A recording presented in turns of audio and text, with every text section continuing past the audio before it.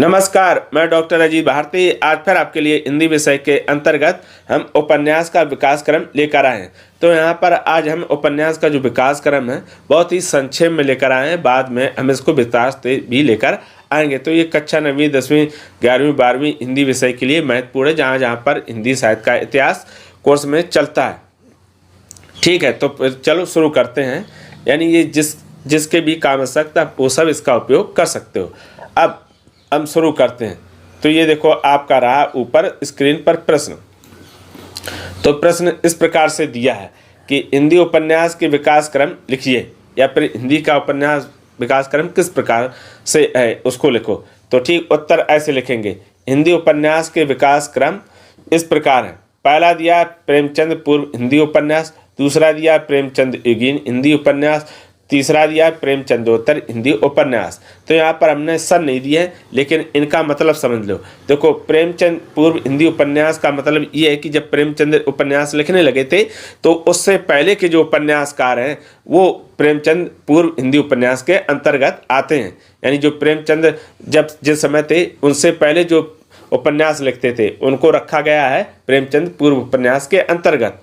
फिर दूसरा है प्रेमचंद युगीन उपन्यास हिंदी उपन्यास, यानी प्रेमचंद और प्रेमचंद के समय के जो लेखक हैं और उनके उपन्यास वो इसके अंतर्गत रखे गए या उनका अध्ययन किया जाता है। तीसरा है प्रेमचंदोत्तर हिंदी उपन्यास। तो प्रेमचंदोत्तर हिंदी उपन्यास यानी प्रेमचंद के बाद के जो लेखक हैं और उनके उपन्यास हैं उनका हम अध्ययन करते हैं प्रेमचंदोत्तर हिंदी उपन्यास के अंतर्गत। अब आता है फिर आपका आगे। तो पहला आता है प्रेमचंद पूर्व हिंदी उपन्यास। तो हम इसमें समझेंगे कि प्रेमचंद हिंदी उपन्यास पूर्व से पहले हिंदी उपन्यास किस प्रकार के लिखे जाते थे, उनके लेखक कौन है। तो देखो, यह हिंदी का प्रथम चरण है, यानी हिंदी उपन्यास का पहला चरण इसे कहते हैं। इस काल के उपन्यासों का मुख्य उद्देश्य मनोरंजन था। यानी प्रेमचंद पूर्व हिंदी उपन्यास का जो समय था, उनका उस समय के जो लेखक उपन्यास लिखते थे उनका मुख्य उद्देश्य था लोगों का मनोरंजन करना। ठीक है, इस समय लिखे गए उपन्यास सुधार एवं उपदेशवादी थे।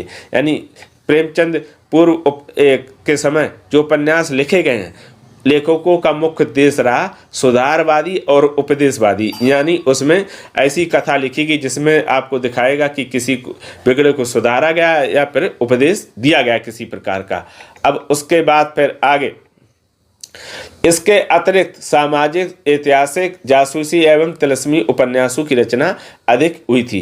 यानी इस समय सामाजिक भी उपन्यास लिखे गए, ऐतिहासिक भी, जासूसी एवं तिलस्मी उपन्यास लिखे गए। ये विशेष क्या है, विशेषता है प्रेमचंद पूर्व के समय उपन्यासों को लिखा जाना।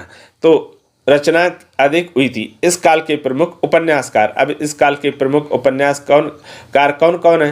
तो देखो, पहले दिया है कि पंडित बालकर्ण भट्ट हैं, उन्होंने कुल 3 उपन्यास लिखे। तो पहला है उनका रैस कथा, दूसरा है नूतन ब्रह्मचारी। चलो फिर आगे एक अजान 100 सुजान प्रमुख हैं। तो ये देखो इनके क्या उपन्यास है। अब इन उपन्यासों के बारे में जब हम विस्तार से बताएंगे, अलग से वीडियो बनाएंगे बड़ी, तब वहाँ पर हम इसके सब एक एक उपन्यासों के बारे में भी संक्षेप में बताएंगे। ठीक है, फिर अगले हैं रामकृष्ण दास। इन्होंने गोवध की समस्या का निवारण करने हेतु निस्साय हिंदू 1890 ईस्वी में लिखा है। ठीक, अब उसके बाद फिर आते हैं आपके प्रेमचंद पूर्व हिंदी उपन्यासकारों में बाबू आते हैं। बाबू देवकीनंदन खत्री का नाम आदर से लिया जाता है। उन्होंने तिलस्मी एवं अय्यारी उपन्यासों की रचना करके मनोरंजन किया। इनके उपन्यासों को पढ़ने के लिए लोगों ने हिंदी सीखी। बिल्कुल बात सही है। यानी प्रेमचंद पूर्व में देवकीनंदन खत्री ऐसे उपन्यासकार हुए, इनके उपन्यास कैसे थे, तिलस्मी और यारी टाइप के, यानी जिसमें गायब किया जा सके, बेहोश किया जा सके, इस प्रकार के। और इनके उपन्यास इतने रुचिकर थे, मनोरंजक थे कि लोग हिंदी सीखते थे, उसके बाद इनके उपन्यास पढ़ते थे। मैंने एक बार प्रयोग भी ऐसा किया था, अपने एक मित्र को दिया था, काजर की कोठरी। मैंने उसको उपन्यास छोटा सा दिया था देवकीनंदन खत्री का। तो उसको जब दिया तो उसने जब तक पूरी पढ़ नहीं ली वो उपन्यास रखा नहीं, ये समझ लो, जबकि उसका उपन्यासों में कोई इंटरेस्ट या रुचि नहीं थी। तो यानी ये बहुत बड़ी बात है कि एक ऐसा लेखक जिसने लोगों को हिंदी सीखने पर मजबूर कर दिया हो। अब आता है आगे, फिर इनके अतिरिक्त इनके लिखे प्रसिद्ध यानी देवकीनंदन खत्री के लिखित उपन्यास चंद्रकांता, चंद्रकांता संतत, काजर की कोठरी, भूतनाथ, कुसुम कुमारी, नरेंद्र मोहिनी, वीरेंद्र वीर आदि ये प्रमुख उपन्यास हैं। फिर आगे आते हैं, फिर जासूसी उपन्यासों का श्री गणेश करने का श्रेय गोपाल राम गैमरी को दिया जाता। वे अंग्रेजी के जासूसी उपन्यास लेखक आर्थर कॉनन डॉयल से प्रभावित थे। यानी बाद में जासूसी उपन्यासों का श्री गणेश करने वाले कौन थे, यानी शुरुआत करने वाले गोपाल राम गैमरी भी थे। उन्होंने और वो जो अंग्रेजी के उपन्यासकार थे आर्थर कॉनन डॉयल, उनसे बहुत ये क्या थे, प्रभावित थे। फिर तो इन्होंने इसीलिए जासूस की भूल, जासूस पर जासूसी, गुप्त भेद, जासूस की अय्यारी, जासूसी उपन्यासों में किशोरीलाल गोस्वामी कृत जिंदे की लाश, तिलस्मी, शीशमहल, लीलावती, याकूत तख्ती, मस्तानी, सुख सरवरी, प्रेममयी आदि हैं। फिर द्विवेदी युग के ही युगीन उपन्यासकार अयोध्या सिंह उपाध्याय, इन्होंने ठेठ हिंदी का ठाठ, अधकला फूल आदि हैं। यानी इनके ये प्रमुख उपन्यास, हालांकि ये उपन्यास इन्होंने कम ही लिखे हैं। लज्जाराम शर्मा आदर्श दंपत्ति, आदर्श सिंधु, बिगड़े का सुधार जैसे प्रसिद्ध उपन्यास लिखे। वहीं मन्नन द्विवेदी का रामलाल एवं राधिका रमण का प्रेम लहरी आदि इस युग के उपन्यास हैं। यानी ये प्रमुख उपन्यासकार हैं, उनके कुछ प्रमुख उपन्यास हैं। तो इस युग यानी प्रेमचंद पूर्व हिंदी उपन्यास का प्रमुख उद्देश्य क्या था, लोगों का मनोरंजन करना, सुधारवादी और उपदेशवादी, यानी इस तरह के ये उपन्यास इसमें लिखे गए थे। ठीक है, तो ये हो गया प्रेमचंद पूर्व हिंदी उपन्यास। अब हम आते हैं प्रेमचंद युगीन हिंदी उपन्यास, अर्थात प्रेमचंद जिस समय हिंदी उपन्यास लिखते थे उस समय के उपन्यास किस प्रकार से लिखे जाते थे और कौन कौन उपन्यासकार हैं। तो इस युग में भारतीय संस्कृति, राष्ट्रीय आंदोलन, मानवतावादी, दहेज, शोषण, बेमेल और विधवा विवाह आदि विषयों पर उपन्यास लिखे गए। इतना समझ में आ गया। प्रेमचंद के समय जो विषय था, देखो प्रेमचंद पूर्व क्या था, केवल उपन्यासों का उद्देश्य मनोरंजन, लेकिन प्रेमचंद युगीन में क्या उद्देश्य इनका, भारतीय संस्कृति का उल्लेख करना, चित्रण करना, राष्ट्रीय आंदोलन इसमें दिखाना, मानवतावाद को दिखाना, दहेज जैसी समस्या को उठाना, शोषण जैसी समस्या को लेना, बेमेल विवाह को यहाँ पर प्रस्तुत करना, विधवा विवाह आदि विषय इस समय रहे हैं। ठीक इसी प्रकार के उपन्यास लिखे गए।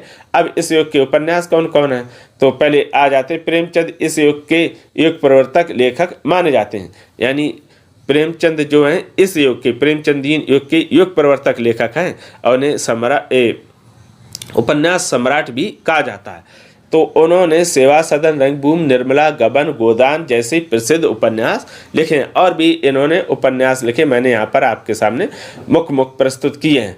फिर जयशंकर प्रसाद ने कंकाल, तितली जैसे 2 उपन्यास लिखे हैं। विशंबरनाथ शर्मा कौशिक ने भिखारी और माँ जैसे प्रसिद्ध उपन्यास लिखे थे हिंदी के। फिर आते हैं आचार्य चतुर्सेन शास्त्री ने विशाल की, नगरवधु, सोमनाथ, आलमगीर, नरमेध, अपराजिता आदि उपन्यास लिखे। पांडे बेचन शर्मा उग्र ने चांद, असीनों के खतूत, दिल्ली का दलाल, शराबी और फिर जीजाजी, फागुन के दिन आदि। वृंदावन लाल वर्मा ने गढ़कुंडा, झांसी की रानी, मृगनयनी, टूटे कांटे आदि जैसे ऐतिहासिक उपन्यास लिखे हैं। सूर्यकांत त्रिपाठी निराला ने अप्सरा, अलका, प्रभावती, कुल्ली भाट, निरूपमा आदि इस युग के इनके प्रसिद्ध उपन्यास हैं। फिर तो ये क्या हो गए आपके प्रेमचंद के समय के लिखे गए उपन्यास और उपन्यासकार। अब आते प्रेमचंद के बाद के उपन्यासकारों के नाम और उपन्यास। तो देखो इस युग में उपन्यास किस प्रकार के लिखे गए हैं, तो इस युग में मनोविश्लेषण, प्रगतिवादी, आंचलिक, प्रयोगवाद, ऐतिहासिक आदि विषयों पर उपन्यास अधिक लिखे गए हैं। ठीक है, मनोविश्लेषणवादी का अर्थ होता है जहाँ पर मनोविश्लेषणात्मक यानी मन पर आधारित जो उपन्यास होते हैं। प्रगतिवादी यानी विकास पर, आंचलिक किसी विशेष क्षेत्र पर लिखा जाने वाला उपन्यास। प्रयोगवाद जहाँ पर नए नए क्या हुए लिखने के शैलियाँ नई प्रयोग की गई, बिंब नए प्रयोग किए गए, मुहारे नए प्रयोग किए गए हैं, उक्तियाँ नए प्रयोग की गई हों, तो ये कहलाते प्रयोगवाद। ऐतिहासिक यानी इस समय में इतिहास को भी ध्यान में रखकर उपन्यास लिखे गए। अब इस युग के प्रमुख उपन्यासकार कौन कौन है, तो प्रमुख उपन्यासकार देखो आ जाते हैं। जैनेन्द्र ने परख त्यागपथ सुखदा जैसे उपन्यास लिखे। इलाचंद्र जोशी ने पर्दे की रानी, जिप्सी, सन्यासी आदि उपन्यास लिखे। अज्ञे ने वही नदी के द्वीप, शेखर एक जीवनी आदि उपन्यास लिखे। और ये उपन्यास कहते थे, ये तीनों मनोविश्लेषण उपन्यास लिखे गए। ठीक, जैनंद, इलाचंद जोशी और अज्ञे ने।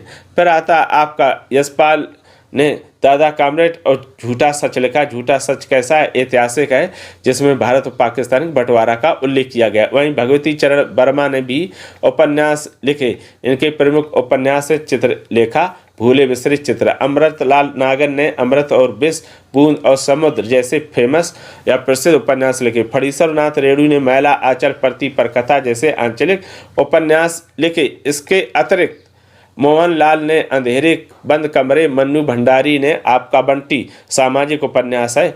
निर्मल वर्मा ने लाल टीन की छत, उषा प्रेमवदा ने रुकोगी नहीं रात का, यहाँ पर महिलाओं की समस्या को उठाया। धर्मवीर भारती ने सूरज का सातवां घोड़ा, नवीन शैली की दृष्टि से क्या करा है, उल्लेखनीय उपन्यास है। ये प्रेमचंद के बाद के उपन्यास और उपन्यासकार हैं। तो ये आपके सामने मैं हिंदी उपन्यास का संक्षेप में विकास क्रम लेकर आया था।